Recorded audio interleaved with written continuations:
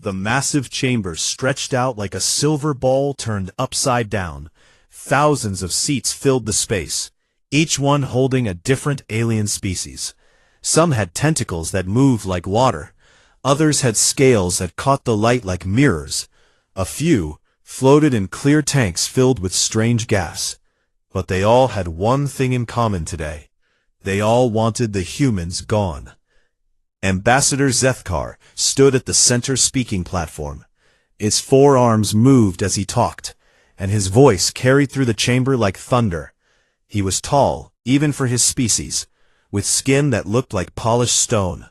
When he spoke, others listened. "Fellow members of the Galactic Federation," Zethkar began, his voice full of authority.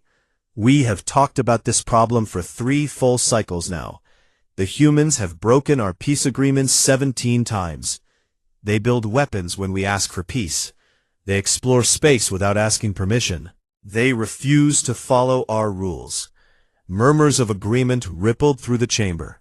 The Valthari delegation clicked their claws against their seats.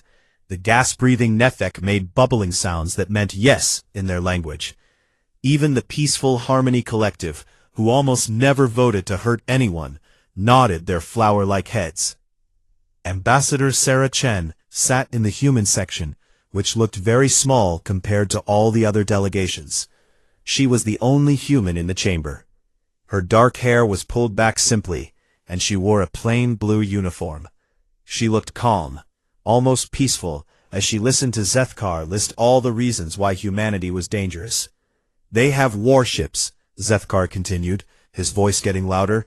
"Not defense ships, not patrol vessels, warships, built for one purpose only, to fight and destroy. What peaceful species needs such weapons?" The chamber erupted in worried chatter. Sarah noticed that Zethkar did not mention that every single one of those warships was currently defending trade routes from pirates, or protecting colony worlds from raiders that other species could not stop. "They expand too quickly," Zethkar went on. "In just 200 cycles, they have spread to 47 different systems. They do not ask permission. They do not wait for approval. They simply go where they want to go." Again, he did not mention that humans had only settled on empty worlds, or that they had saved 6 different species from extinction by giving them new homes when their own worlds died. The Hegemony Ambassador raised all 4 arms for silence. But the worst crime is their refusal to submit to proper oversight. When we ask them to limit their technology, they refuse. When we demand they share their military secrets, they refuse. When we require them to follow Federation command structure, they refuse. This is not the behavior of a peaceful member species. Sarah almost laughed at that. The Federation wanted humans to give up every advantage they had, to become helpless and dependent like most other species. She had tried to explain many times that humans shared their technology freely, just not their weapons technology. But the Federation wanted everything. "The solution is simple," Zethkar announced. "We must vote to remove Earth from the Federation. All human ships must return to their home system within 30 standard days. We will place an energy barrier around their star system. No ship gets in, no ship gets out. The human threat will be contained." The chamber fell silent. This was the moment everyone had been waiting for. The vote that would decide humanity's fate in the galaxy. All those in favor of Resolution 847B, the banishment of Earth and containment of the human species, please register your vote now. Lights began appearing throughout the chamber. Green lights meant yes, they supported the banishment. Red lights meant no, they opposed it. Sarah watched as green light after green light appeared. The Hegemony delegation showed solid green. The Trade Consortium was green. Even the peaceful species were voting green. Sarah looked at her own voting panel. She pressed the red button without hesitation. A small red light appeared in the human section, the only red light in the entire massive chamber. The voting continued for several minutes, but the result was clear from the beginning. When it ended, the large display screen showed the final count. 847 votes for banishment. 1 vote against. Zethkar smiled, showing teeth like white daggers. Resolution 847b passes. Earth is hereby expelled from the Galactic Federation, effective immediately. The chamber erupted in cheers and celebration. Species that had barely spoken to each other in decades were congratulating one another. The human problem was solved. The galaxy was safe. Sarah stood slowly and walked to the speaking platform. The chamber gradually grew quiet as delegates noticed the human approaching. When she reached the center, she looked around at all the faces, some pleased, some worried, some simply curious. "Distinguished delegates," she began, her voice clear and steady. "The Federation has made its choice. I respect that choice. Humanity will comply with the banishment order." This surprised many in the chamber. They had expected anger, or begging, or threats. Instead, the humans seemed almost calm about being thrown out of the galaxy.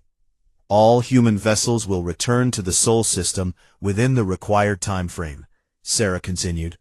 "We will not resist the placement of the energy barrier. We will accept our isolation." Zethkar frowned. This was too easy. He had expected the humans to fight this decision. Sarah smiled then. Not a sad smile, but something else. Something that made a few of the more intelligent delegates feel suddenly uncomfortable. "However," she said, "I think there may be some confusion about what this vote actually accomplished. The Federation voted to banish Earth. You voted to quarantine the Sol system. But I want to make something very clear. You did not vote to banish humanity." Before anyone could ask what she meant, Sarah gave a small bow to the assembly. "The Federation has made its choice. Now humanity will make ours. Good day, distinguished delegates." She turned and walked out of the chamber, leaving behind a room full of confused aliens who were just beginning to realize they might not understand humans quite as well as they thought they did. Outside the chamber, Sarah's smile grew wider. The Federation had just made the biggest mistake in galactic history. They just did not know it yet. The first human ships started moving toward Earth 3 days after the vote. Federation monitoring stations tracked every vessel. Massive colony transports that carried entire cities. Sleek research ships, cargo haulers that moved goods between worlds, and the feared human warships that had caused so much worry. Admiral Kress of the Federation Defense Force watched the displays from his command center. He had expected chaos, maybe desperate attempts to negotiate, perhaps even attacks on Federation facilities. Instead, he saw something that bothered him more than any of those things: perfect order. "Sir," his aide reported, "the humans are following evacuation procedures exactly as written. They're moving in organized groups, following approved routes, and maintaining proper spacing between ships." Kress stared at the display screen, showing human ship movements. Red dots moved steadily toward Earth, like blood flowing through veins. "Any communication intercepts." "That's the strange part, sir. They're barely talking to each other. Just basic navigation and safety updates. No complaints, no arguments, no panic." This was wrong. Kress had been watching alien species for 40 years. When people got forced from their homes, they got angry. They fought. They at least complained. The humans were acting like they had planned this whole thing. On the colony world of Haven 7, Maria Santos packed her family's belongings into storage containers. Her children asked why they had to leave, and she told them they were going on a long trip to visit Earth. She did not mention that they could never come back. The local Federation administrator, a nervous Quilani named Jeff, came to watch the human evacuation. He expected to see tears, anger, maybe even begging to stay.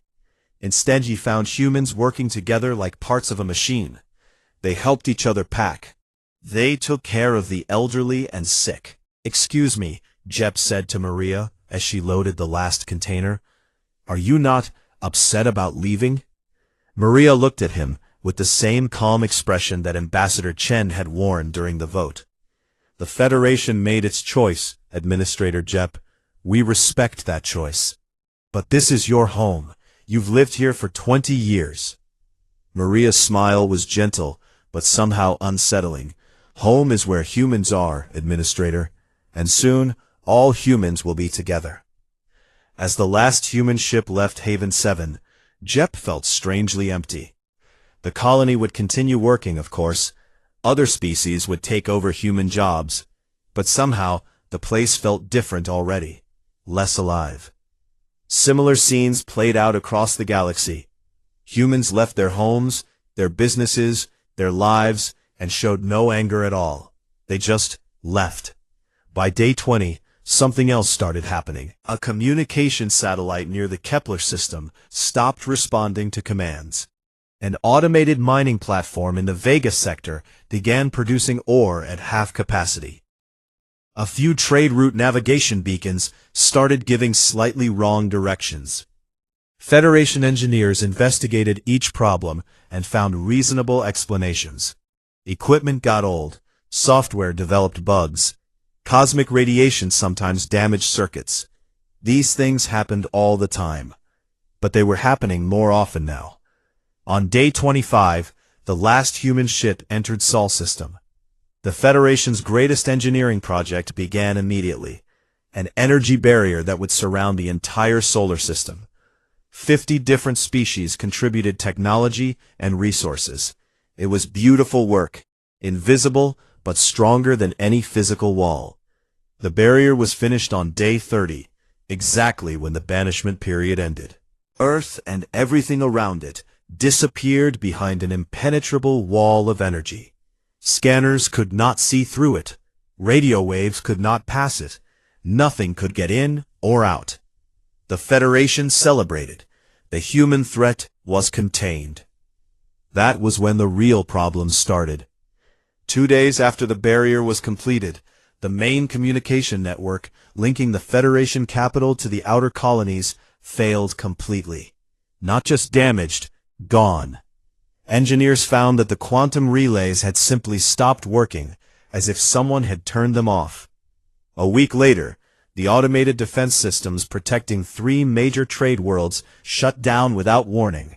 Pirates attacked 2 cargo convoys before defense fleets could respond. After 2 weeks, food production systems on 12 agricultural worlds began failing. Not broken equipment. The artificial intelligence systems that managed crop rotation, weather control, and harvest scheduling just stopped working properly. Federation engineers worked frantically to fix each problem. They found something disturbing in every broken system. The core programming, the basic code that made everything work, had human fingerprints all over it. Not just human designed, that would have been obvious. The code looked like it belonged to other species. It followed other species' programming languages and design philosophies. But when engineers looked deeper, they found clever tricks and elegant solutions that only humans used. It's like they hid their work inside our work, explained Chief Engineer Voss to the Federation Council. We thought we were using hegemony navigation systems, but the core algorithms came from human mathematics. We thought our communication networks used collective harmony protocols, but the compression technology was human-designed. Council member Zethkar felt the first stirrings of worry. Are you saying humans sabotaged our systems? No, sir. That's the problem. The human code isn't breaking our systems. Our systems are breaking because the human code isn't there anymore. The room fell silent as the implications sank in. For decades, humans had been quietly improving every piece of technology they touched.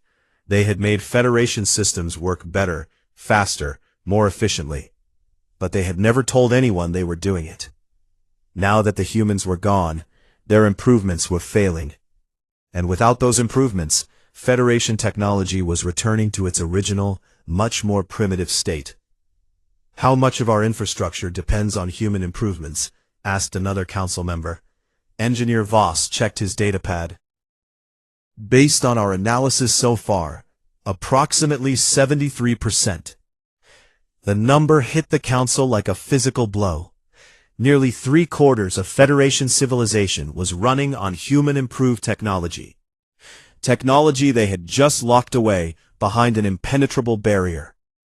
As if the universe wanted to prove the point, the lights in the council chamber flickered and went out. Emergency power came on a moment later, but the message was clear. The Federation had gotten exactly what they voted for.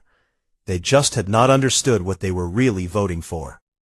In the darkness, several council members were thinking the same thing. Maybe they should have listened more carefully to Ambassador Chen's last words. Maybe there was a difference between banishing Earth and banishing humanity that they had not considered. Maybe they had made a terrible mistake. 6 months after the humans disappeared behind the barrier, the Kepler Mining Consortium faced its worst day in 300 years of operation. Chief Operations Manager Thys was having her morning meal when every alarm in the building started screaming at once. "What's happening?" she demanded as she rushed into the control center. Her assistant, a young Klolani engineer named Vex, was staring at display screens showing red warning lights everywhere. "Ma'am, every automated facility just went dark. All 47 mining stations, every processing plant, every transport hub, they all stopped working at exactly the same time." Thys felt her stomach drop. The Kepler Consortium provided rare earth materials for half the Federation. If their operations stopped, entire industries would shut down within weeks. "Start emergency procedures," she ordered. "Switch to manual control." The manual override systems were connected to the main computer network. When that failed, we lost access to everything. Thys stared at the screens, showing her life's work going dark. "How is that possible? We have backup systems for our backup systems." Vex's voice was small and frightened. "Ma'am, according to the diagnostic logs, the primary failure started in something called the Chen-Patterson Quantum Management Protocol. Then it spread to the Singh efficiency algorithms, and finally took down what the system calls the Rodriguez Emergency Response Framework." Those names meant nothing to Thys, but they sent ice through her veins anyway. Chen, Singh, Rodriguez, those were human names. The same scene was playing out across the galaxy. On the manufacturing world of Prime Beta, every assembly line shut down when their AI supervisors simply stopped responding. The supervisors had been based on something called the Jackson Learning Matrix that no one remembered installing. In the Centauri Trade Hub, the massive cargo sorting systems that moved goods between worlds ground to a halt. Deep in their programming, investigators found algorithms written by someone named Thompson, and efficiency improvements credited to a Dr. Williams. The pattern was everywhere. Every critical system had human-designed elements buried so deep that other species engineers had forgotten they existed. Worse, these were not simple add-ons.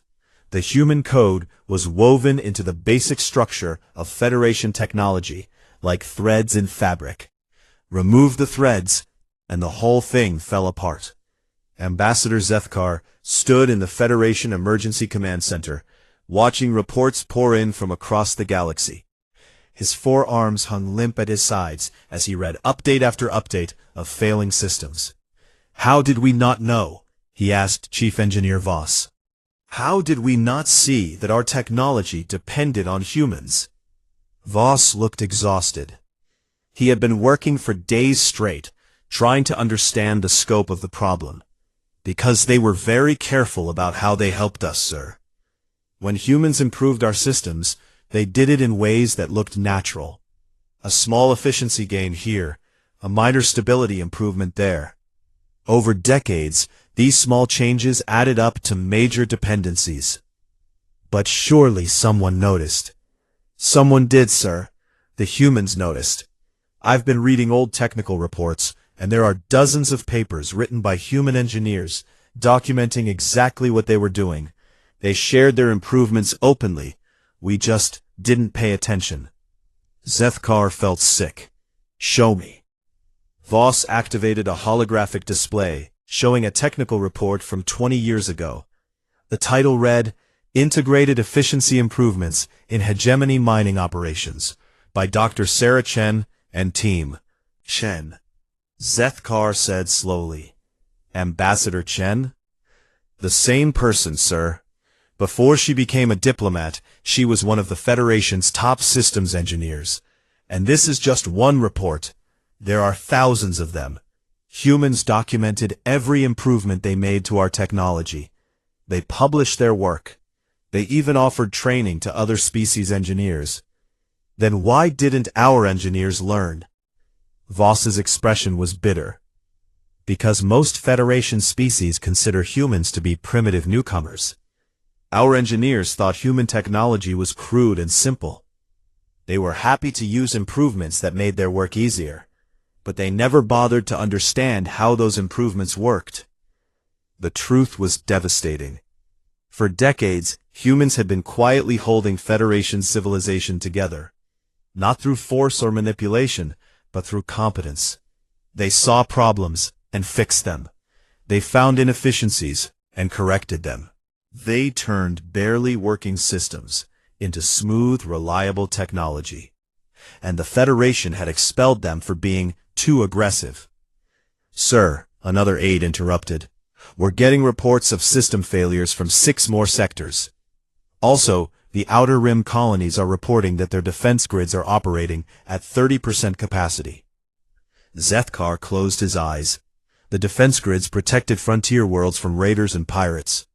If those failed completely, millions of people would be in danger. What about the defense grid control systems? He asked. Originally designed by the collective using harmony-based protocols, Voss replied, checking his files. But they were improved 17 times over the past 50 years. Every improvement was made by human engineers, working with Federation approval. Can we fix the problems ourselves? We're trying, sir, but human engineering is different. They don't just solve problems. They solve problems in ways that prevent other problems from happening. Their code is incredibly elegant and efficient. Our engineers can barely understand it, let alone replicate it. As if to prove the point, the lights in the command center flickered. The backup power systems kicked in, but they were louder and less stable than the primary systems had been. Sir, Vex's voice came through the communication system. We've managed to get one mining station back online using pre-human technology. But it's operating at about 20% of previous efficiency, and the processing quality is terrible. That was the real problem, Zethkar realized. Federation species had not just become dependent on human technology. They had become used to human-level quality and efficiency. Going back to their old ways of doing things felt like going backwards in time. Have we tried contacting Earth? He asked. We can't, sir. The barrier we installed blocks all communication both ways. We would have to shut down a section of the barrier to send a message. Zethkar stared at the reports of failing systems spreading across the galaxy. The Federation had built the strongest prison in galactic history to contain the humans. Now it was keeping them from asking for help. Sir, another aide said urgently, we're getting emergency signals from the medical stations in the Vega system. Their life support systems are failing. They need immediate assistance or patients will die. The weight of the situation hit Zethkar like a physical blow. People were going to die because the Federation had been too proud to see how much they needed the humans they had just banished. Prepare an emergency session of the Federation Council, he ordered, and start analyzing what it would take to lower part of the barrier. As his aides rushed to carry out his orders, Zethkar looked at the holographic report, still floating in the air. Dr. Sarah Chen's name was at the top, along with her photo from 20 years ago. She looked younger, but she had the same calm expression she had worn during the banishment vote. The same expression that had said, without words, "You have no idea what you're doing." He was beginning to understand that she had been right. The Federation Council chamber looked very different from 6 months ago. Where there had once been celebration and confidence, Now there was only panic and fear. Half the seats were empty because representatives could not travel to the capital. The transportation networks had failed. The remaining delegates looked tired and worried. Ambassador Zethkar stood at the center podium, but he no longer looked like the confident leader who had pushed for human banishment. His stone-like skin seemed gray, and his forearms moved nervously as he spoke. "Fellow delegates," he began, "the situation has become critical. 17 sectors are now experiencing major infrastructure failures.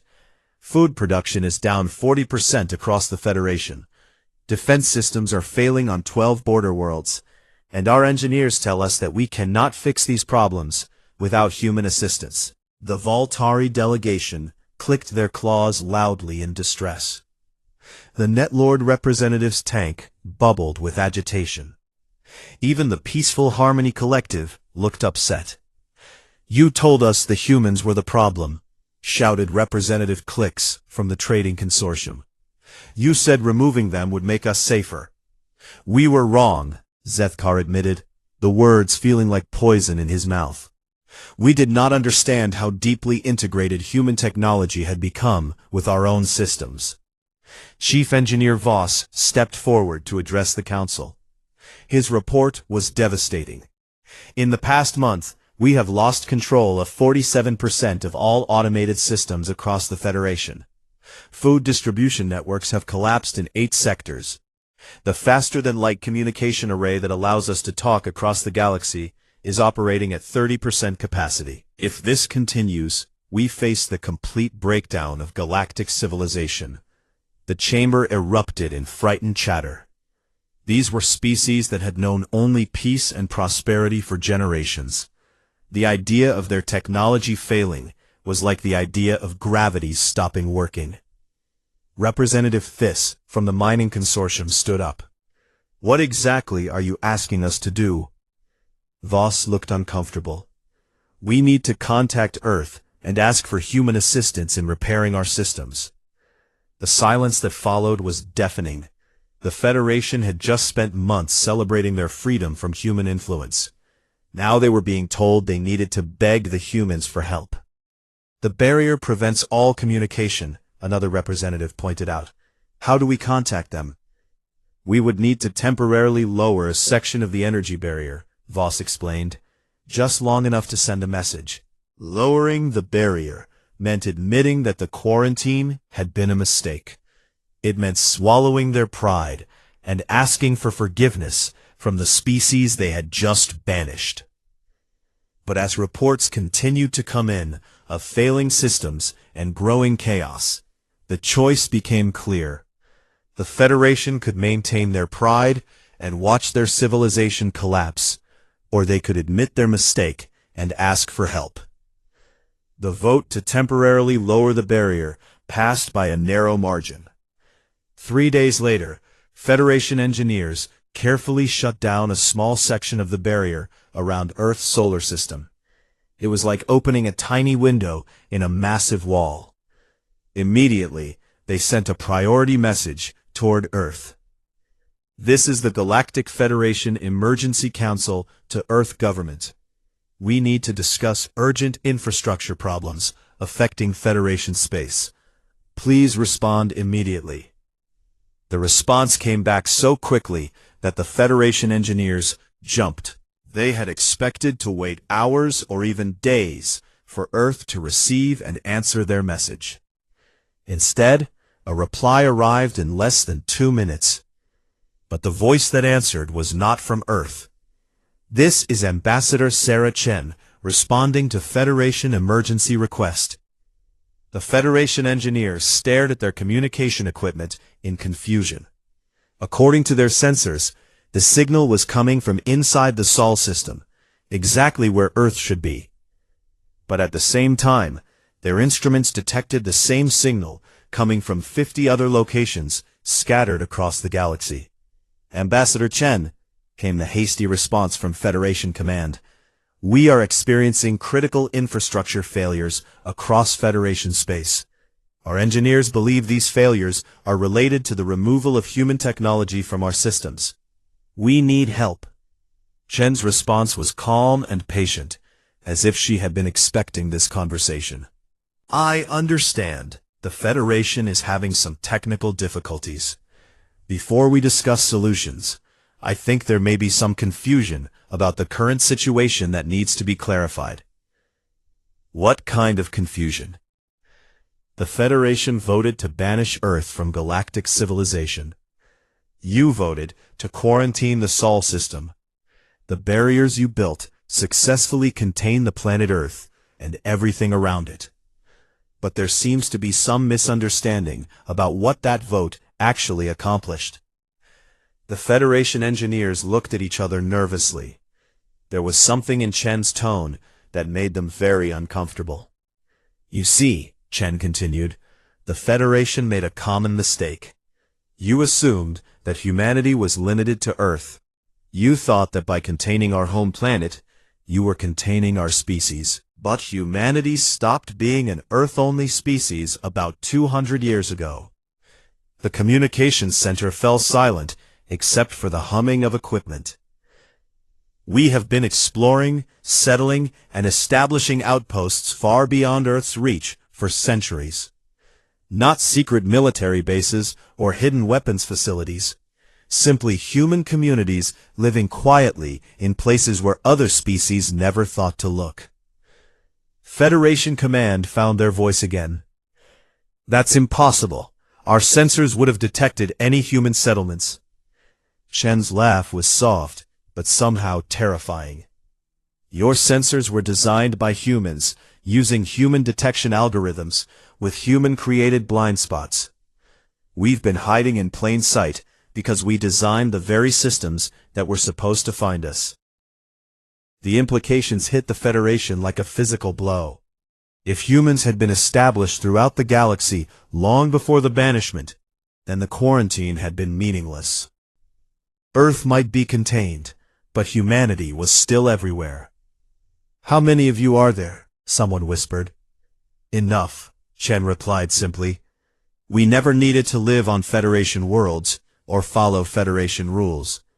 We did those things because we chose to be part of galactic civilization. But the Federation has made it clear that our participation is not wanted. We made a mistake, Federation Command said quickly. We didn't understand. Oh, you understood perfectly, Chen interrupted, her voice still calm, but with an edge of steel. You understood that humans were too aggressive, too independent, too dangerous for your civilization. You were absolutely right about that. You just didn't understand what it meant to push us out. The silence stretched on for long minutes. What do you want? Federation Command finally asked. Chen's answer came with that same calm smile the Federation was learning to fear. The Federation voted to establish new rules for how this galaxy works. Now humanity is going to make some rules of our own, and everyone is going to follow them because the alternative is watching your civilization collapse around you. The communication ended, leaving the Federation with the terrible knowledge that they had not solved their human problem at all. They had simply made it much, much worse. The Federation Council Chamber had never seen anything like it. For the first time in galactic history, the meeting was not being held in the Grand Capitol building, but through emergency communication links scattered across dozens of failing worlds. Representatives appeared as holographic projections, many sitting in darkened rooms lit only by backup power. Ambassador Sarah Chen's image appeared at the center podium, but she was not alone.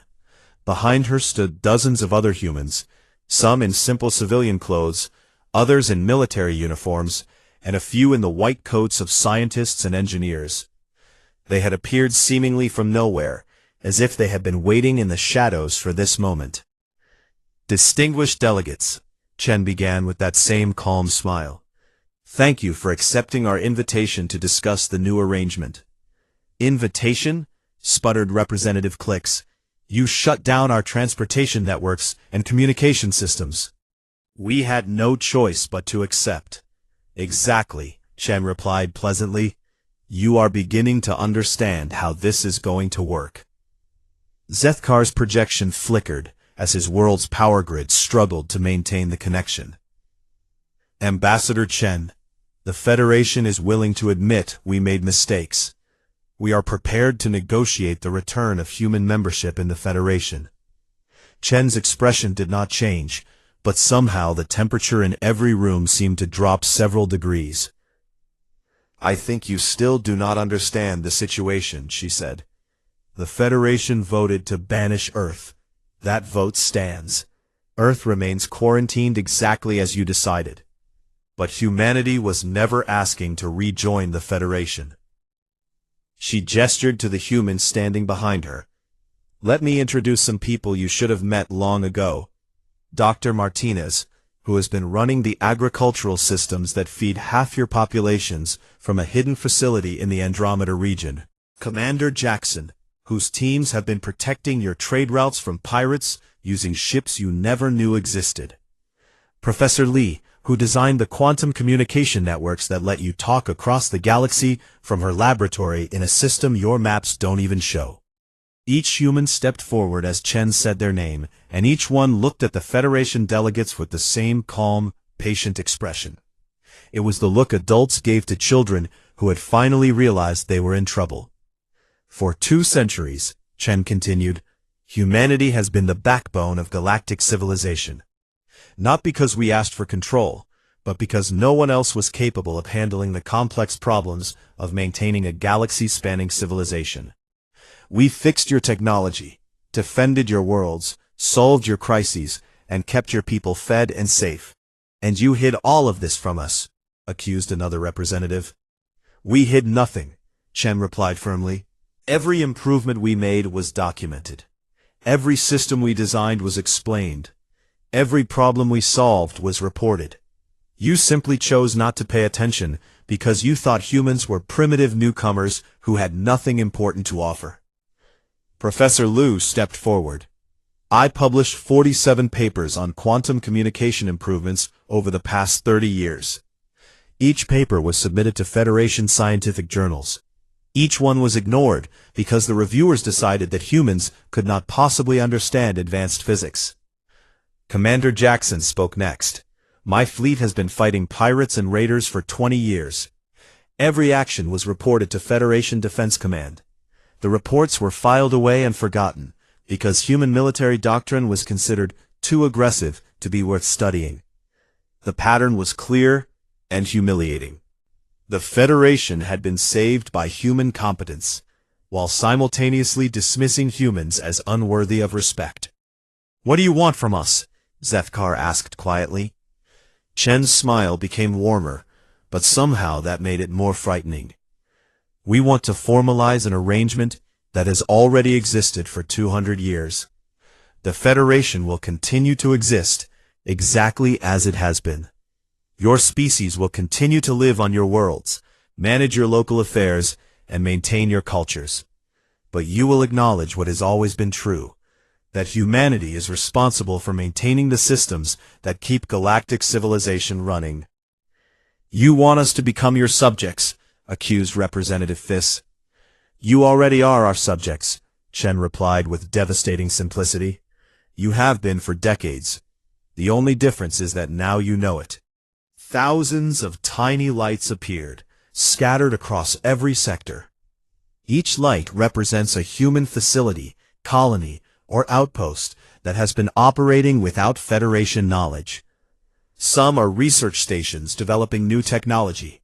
Others are manufacturing centers producing the spare parts that keep your systems running. Many are simply communities of humans who chose to live away from Federation oversight. The scope was breathtaking. Humans had built a parallel civilization alongside the Federation, invisible but essential. The terms are simple, Chen continued. Humanity will continue to maintain, protect, and improve galactic civilization. In return, the Federation will provide resources, labor, and cooperation as requested. You will follow human guidance on matters of technology, defense, and large-scale infrastructure. And if we refuse? Asked another delegate.